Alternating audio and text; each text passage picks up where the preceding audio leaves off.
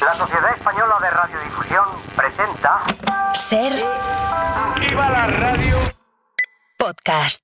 Siempre. Israel está preparando a sus soldados para una posible invasión terrestre en el Líbano.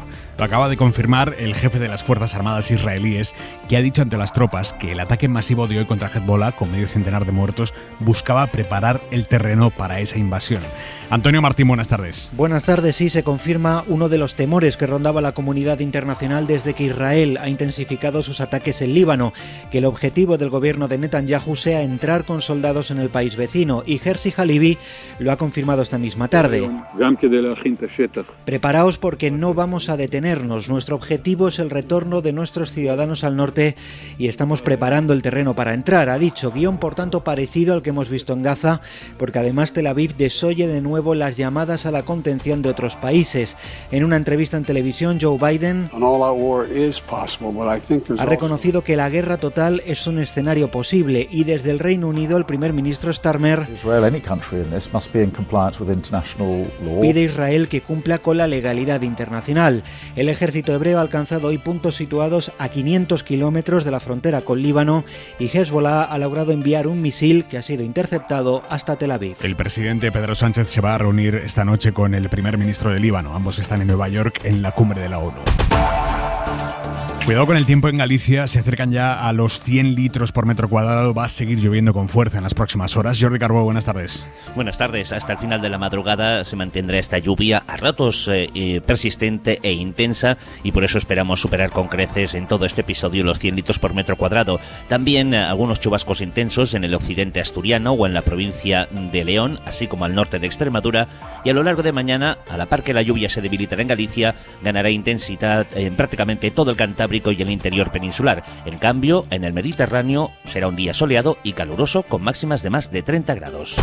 Esta noche, a partir de las 9, 8 en Canarias, hora 25 se va a escuchar en Ser Más y en los móviles, porque en la Ser tenemos carrusel esta noche. Jesús Gallego, muy buenas. Buenas tardes. Y hay un partido de primera división en juego al descanso en Montilivi. Girona 0, Rayo Vallecano 0. En una hora juega el líder, el Barça, en Montjuïc ante el Getafe. Iñaki Peña es el portero titular hoy en los azulgrana, aunque atención, el Barça está cerca de fichar al polaco Szczesny para sustituir a Ter Stegen en la portería. Empieza hora 25. Ya hemos avanzado en la SER. La Fiscalía del Tribunal Supremo va a investigar a Alvise Pérez por supuesta financiación ilegal, por cobrar 100.000 euros en la campaña de las europeas. El dinero se lo dio un empresario, Álvaro Romillo, dueño entonces de una firma de criptomonedas que ya ha disuelto porque no podía pagar a los inversores. Bueno, este señor ha ido a la Fiscalía con pruebas que demuestran que le entregó a Alvise Pérez ese dinero, y además ha aportado las conversaciones con el ahora eurodiputado en las que Alvise Pérez llega a decir: me posibilitas una parte urgente de la campaña. Mil gracias, tío. Miguel Ángel Campos, buenas tardes. Buenas tardes. La Fiscalía del Supremo investigará los hechos al detectar indicios de financiación ilegal, ya que, según el denunciante, pagó 100.000 euros para gastos de campaña del ahora eurodiputado el pasado 27 de mayo, y la ley de partidos prohíbe donaciones superiores a los 50.000. La Fiscalía abre ahora diligencias de investigación penal que pueden concluir en la presentación de una querella o el archivo de la causa. La SER ha accedido a la denuncia del empresario Álvaro Romillo, así como a la supuesta cadena de mensajes en la aplicación Signal que probaría los hechos. Según estos mensajes, fue Alvise quien comenzó a seducir al empresario diciéndole el 7 de abril que su empresa podría llegar a mucha gente y él financiar su campaña sin control del Tribunal de Cuentas ni la persecución estatal. Literal, le prometió hacer lobby en Europa y legislar por las criptomonedas, que era el negocio de Romillo, llevarle empresarios ballena como inversores, y finalmente el empresario accedió a pagarle 100.000 euros días antes de las elecciones. Tras el cobro, Alvise respondió: todo ok, 100.000 gracias. La cadena SER se ha puesto en contacto con Alvise Pérez, quien de momento no ha querido ofrecer su versión de los hechos. Hay otro momento de las conversaciones entre Alvise y el criptoempresario en el que se escucha claramente cómo el ahora eurodiputado Alvise Pérez se compromete a impulsar leyes a favor de las criptomonedas aquí en España. Esto que van a escuchar es de antes de ayer, desde el 13 de septiembre. Alvise le promete al empresario eso, diciendo que las encuestas lo colocan como llave de un gobierno entre Feijóo y Abascal. El audio lo ha publicado eldiario.es. Pues mira, esto para mí es un pulso histórico. ¿En qué sentido? En el sentido de que las encuestas me encaminan cada vez más cerca de ser llave de gobierno con Feijóo y con Abascal. Y esto significa que yo en un posible acuerdo de gobierno puedo poner como sine qua non una serie de legislación relativas a Bitcoin, etcétera, ¿sabes? O sea que esto es un pulso en realidad entre lo que es el Estado-Nación y lo que es la libertad financiera. Por eso estoy intentando ver cómo afronto ese asunto, porque quiero defender, pues no sabes si defender tu negocio, defender Bitcoin, no sé cómo hacerlo y digo, lo voy a hablar antes contigo. El presidente Pedro Sánchez acaba de criticar duramente la decisión del Gobierno de México de no invitar al rey español Felipe VI a la investidura, a la toma de posesión de la nueva presidenta electa mexicana, Claudia Sheinbaum. El Gobierno de España considera a México como un país hermano. O sea, España y México somos pueblos hermanos. Y por tanto, nos parece absolutamente inaceptable el que se excluya la presencia de nuestro jefe del Estado. Un jefe del Estado, por cierto, que ha participado en todas las tomas de posesión.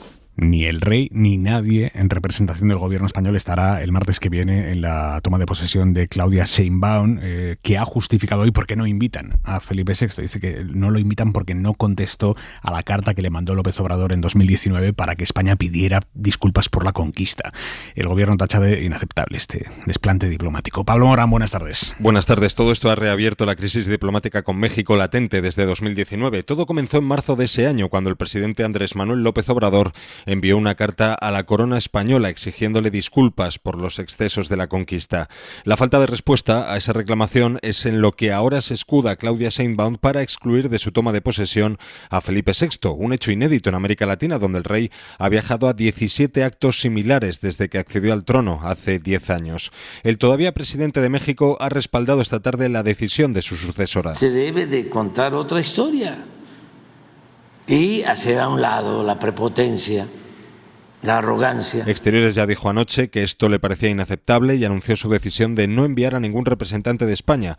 Hoy han solicitado la comparecencia de Álvarez en el Congreso para explicar la reapertura de esta crisis diplomática. La vicepresidenta Yolanda Díaz, que está invitada al acto y pretendía acompañar al rey Felipe VI, no va a ir finalmente a la toma de posesión de Sheinbaum, pero sí acudirá un diputado de Sumar, que es Gerardo Pisarello. Es lógico que un rey que no respetó no sea respetado. Es lógico que un rey que desdeñó sea desairado. Y quien sí está de acuerdo con el gobierno es el Partido Popular, Borja Semper. Su Majestad el Rey es el representante, lógicamente, y si Su Majestad el Rey no está invitado, España no está invitada, lógicamente, claro. Un respeto a Su Majestad el Rey y un respeto a España, claro. Nueva importante cesión de los socialistas al independentismo en el marco de la negociación de la senda de estabilidad, de los presupuestos y demás. Les hemos contado esta tarde en la SER cómo el PSOE accede a desclasificar documentos relacionados con los atentados de Barcelona y la supuesta relación del imán de Ripoll con el CNI. Esto es una vieja reclamación del independentismo por una teoría conspiranoica que sugiere que el CNI tenía información de los atentados y que no hizo nada para evitarlos. Es una acusación gravísima. La viene agitando parte del independentismo, la parte más echada al monte del independentismo, y de ahí el interés de Junts y Esquerra por la comisión de investigación sobre los atentados y la desclasificación de documentos. Desclasificación que el PSOE pedirá al Consejo de Ministros junto al resto de socios de investidura. Josué Coello, buenas tardes. ¿Qué tal, Aimar? Buenas tardes. Este plan de trabajo que mañana tendrá luz verde la comisión de investigación tras el consenso alcanzado entre el PSOE y sus socios instará al Consejo de Ministros a desclasificar 8 documentos sobre los atentados. En este plan, al que ha tenido acceso la cadena SER, se pide, entre otros asuntos, el registro de visitas al imán de Ripoll, Abdelkaby Esati, la prisión de Castellón por parte de miembros de los servicios secretos, así como la transcripción de las entrevistas mantenidas por los miembros del CNI y Sati. También reclama su permiso de residencia de larga duración y el expediente de solicitud de esta residencia. Pide además al Ejecutivo desclasificar la información del sumario con vídeos y pruebas de voz de testigos, así como la prueba documental fotográfica de la furgoneta blanca encontrada días después de la explosión de Alcanar. Desclasificar estos documentos será una exigencia de Junts, tal y como ha recordado hoy en la SER de Catalunya Míriam Nogueras. Li ha costat una mica, però nosaltres vam dir que no donaríem suport a canvi de res i entenem que ho estan entenent. Lo están entendiendo, decía Nogueras, al tiempo que fuentes del gobierno nos confirman que van a estudiar la desclasificación de estos documentos. Este es un guiño más hacia los posconvergentes para reconstruir el bloque de la investidura de cara a una nueva negociación de la senda de estabilidad y más a medio plazo para los presupuestos. Mañana el Congreso también va a aprobar el plan de trabajo de la Comisión Pegasus, que junto a esta de los atentados eran 2 comisiones paradas desde hace 8 meses y reactivadas ahora por las exigencias de los socios. Y en el PP, el ala dura del partido ha corrido hoy a dejarle claro a Alberto Núñez Feijóo que ni se le ocurra plantearse siquiera apoyar la reducción de la jornada laboral. Y eso que en realidad, públicamente al menos, Feijóo ni siquiera está en esas. Feijóo de lo que está hablando es de comprimir las 40 horas de trabajo a la semana en 4 días. Es decir, trabajar las mismas horas, no menos, que es lo que propone el gobierno. Otra cosa es que la patronal termine sumándose a la reducción de la jornada laboral, que ahora parece difícil pero no imposible. Si la patronal se suma, el PP tendría muy difícil votar en contra, así que en la Dirección Nacional admiten que en esas circunstancias, si la patronal termina sumándose, ellos tendrían que estudiar su posición. Pero para cortocircuitar cualquier opción, hoy el gobierno de Ayuso ha salido a decir que ni hablar de eso de reducir la jornada laboral. Mariela Rubio. Así es, en el cuartel general popular insisten en que su apuesta no pasa por reducir la jornada, sino por hacerla más flexible, posibilitando que las 40 horas semanales se hagan en 4 y no en 5 días. Preguntados en Génova por la posibilidad de reducir esas 40 horas, los de Feijóo responden que apoyarían una reducción si esta contase con el aval total de la patronal, que de momento se opone. Pero este marco no ha convencido a la Comunidad de Madrid e Isabel Díaz Ayuso. El portavoz de su gobierno, Miguel Ángel García, daba un no rotundo a cualquier reducción de la jornada y evitaba de este modo dar apoyo a la propuesta de Feijóo de concentrar las horas en 4 días. Lo hacía a preguntas de la SER. Me gustaría saber si la Comunidad de Madrid apoyaría una concentración de la jornada lectiva en menos días, que es lo que luego dijo el líder nacional del Partido Popular. Oye, cuando haya alguna propuesta más concreta lo podemos ver. Lo que he querido ser claro, es decir, en un contexto como el actual, creo que una medida como la reducción de la jornada laboral no va en la buena dirección, no va a favor de lo que es la protección del trabajo. También la expresidenta madrileña Esperanza Aguirre ha afeado a Feijóo entrar en el debate de la jornada laboral, escribiendo en las redes sociales, y es textual, es un error. Hora 25. Aimar Bretos.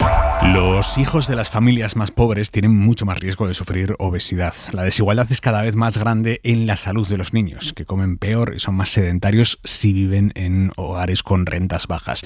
Aún así, el sobrepeso infantil ha caído notablemente en España en estos últimos 4 años. Mariela Lourido. Ha caído hasta el 36%, 4,5 puntos desde 2019. Es una buena noticia, pero hay una cruz. Nos encontramos con una realidad que es inaceptable en una democracia.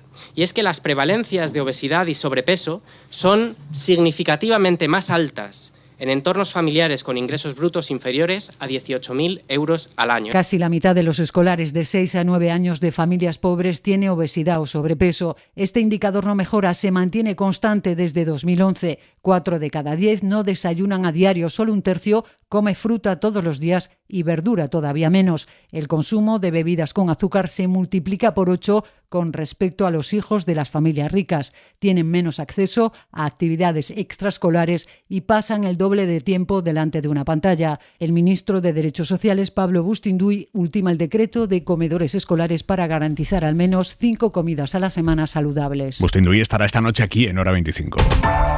Y el Tribunal Constitucional ha amparado a una madre que incumplió el régimen de visitas tras denunciar a su exmarido por violencia machista. No es que la madre impidiera al padre visitar a la hija, es que no cooperaba la madre. Ella no iba, a la niña le acompañaba a las visitas la abuela y al final las visitas acabaron suspendiéndose porque la niña tampoco quería ir con el padre.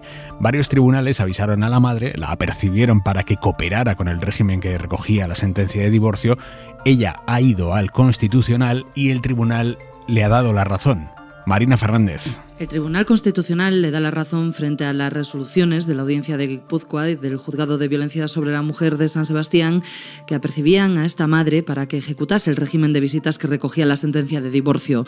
El Constitucional sostiene que esas resoluciones deberían haber tenido en cuenta el contexto de violencia de género y su impacto en el interés superior de la menor, y añade que no se puede presumir que ese interés solo quede preservado cuando se favorecen las relaciones con el padre. Todo esto, explica la sentencia, contraviene el canon de motivación de las resoluciones que exige la Constitución. El fallo, del que ha sido ponente María Luisa Balaguer, ha tenido un voto particular discrepante, el del magistrado propuesto en su día por el Partido Popular, Enrique Arnaldo. Hora 25. Con Aimar Bretos. Hoy se ha presentado en el Festival de Cine de San Sebastián la serie basada en el libro precioso de Javier Giner, Yo Adicto. La serie se titula igual, Yo Adicto, la dirige el propio Giner y cuenta una época muy convulsa de su vida, cuando estuvo en una clínica para superar su adicción al sexo y a las drogas. Ahí me tenéis, vuestro protagonista. El yo del título soy yo. Soy un payaso tocapelotas e histriónico, arrogante, bocazas, frívolo. ¿Por dónde inicia uno el relato de su propia vida? Crecí creyendo que era diferente y defectuoso, pero nunca lo dije. Qué sencillo me resultó esconderme a la vista de todo el mundo. La serie que protagoniza Oriol Pla se estrena el 31 de octubre. Allí en San Sebastián está la jefa de cultura de la SER, Pepa Blanés. Yo Adicto está llamada a ser una de las series del año que habla de un tema que pocas veces se retrata en el cine, la adicción, y que cuenta con crudeza pero con ternura la historia de Javi Giner, su protagonista, que abre el relato a lo colectivo y conecta con individuos atomizados por las exigencias sociales. O hemos intentado hacer una reivindicación radical y salvaje de lo que es un ser humano. Presentada en la sección oficial en Donosti, la serie está protagonizada por Oriol Pla, que se convierte en Giner, y con actores como Mara Ayuso, Marina Salas o Vicky Luengo. Sobre el escenario han cantado Cumpleaños Feliz a Pedro Almodóvar.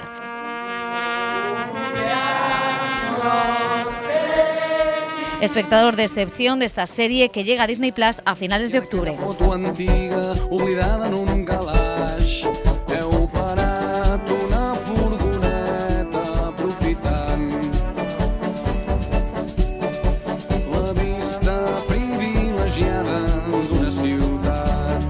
Y nos queda la mirada de Vidal Folk. El respeto institucional al rey debe ser cosa obvia, pero no porque sea un Borbón ni por monarca, sino porque es el jefe del Estado español. México se ha equivocado por haberle excluido de la toma de posesión de la nueva presidenta. Es una demostración de populismo inmaduro. Imagínense que Estados Unidos hiciera cosas parecidas con Reino Unido. Impensable. Aprendan pues algo de los del norte, que no siempre se equivocan. La fricción diplomática, me niego a calificarla de conflicto, proviene de un sinsentido. El anterior presidente exigió que pidiese perdón por los excesos de Hernán Cortés en la conquista de 1519. Claro que los hubo, pero este Estado no tiene nada que ver con aquel. Esta monarquía liberal ni siquiera parentesco con la monarquía absoluta y despótica de aquel momento.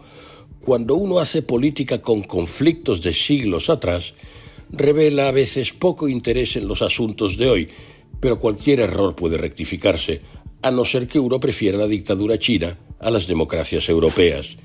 El gobierno español ha dicho claramente que si se excluye a Felipe VI, se excluye a España, y que no habrá representación oficial en el acto. El portavoz del PP, Borja Semper, se ha alineado palabra por palabra y ha pedido respeto al rey y respeto a España. Impecable. Pero siempre alguien mete la pata, como algunos socios radicales del gobierno de simpatías republicanas. Se supone que si en España la forma de Estado fuese una república y no una monarquía parlamentaria, y al presidente de la república se le diese el mismo trato excluyente, también protestarían, pero ¿no creen ustedes que eso es mucho suponer y que más bien confunden el culo con las témporas?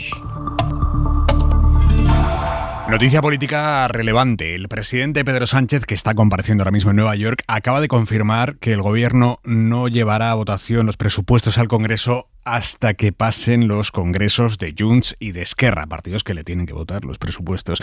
Enviado especial de la SER, Guillermo Lerma, buenas tardes. ¿Qué tal, Aimar? Buenas tardes. Sí, Sánchez mantiene su intención de aprobar los presupuestos a pesar del freno que el gobierno dio ayer a la tramitación de la senda de déficit. Ha explicado el jefe del Ejecutivo que la retirada de esa propuesta busca precisamente dar una oportunidad al acuerdo con los distintos grupos políticos. Sánchez, que asegura que el plan A sigue siendo sacar esas cuentas. Para ello va a hablar con todos los grupos parlamentarios excepto Vox, y en esta rueda de prensa desde Nueva York ha anunciado el jefe del Ejecutivo que esperará hasta que pasen los congresos internos de los partidos independentistas para presentar esas cuentas ante la Cámara. No hacemos política sobre el vacío. Nosotros evidentemente tendremos como se ha hecho en otras ocasiones, que esperar no al Congreso, a los congresos de los socios parlamentarios que tenemos. El presidente del Gobierno, que ha apelado a la responsabilidad del resto de grupos, también al PP, que ha recordado con su voto en contra de esa senda de déficit, renuncia a 12.000 millones de gasto más para las comunidades autónomas en 6 años. Para no perderte ningún episodio, síguenos en la aplicación o la web de la SER, Podium Podcast o tu plataforma de audio favorita.